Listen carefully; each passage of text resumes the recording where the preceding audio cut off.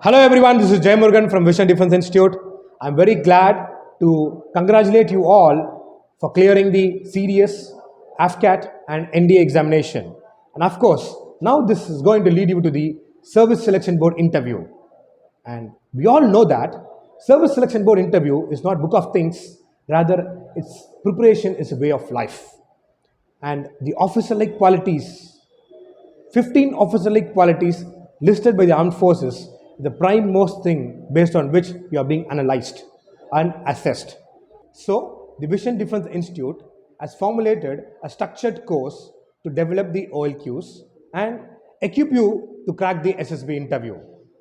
To join the course, you can apply through the link given in the description, and for further details, you can contact the number given. Yes, to get latest updates on defense, news and events, subscribe and click on the notifications to get not missed it. Thank you. Jai Hind.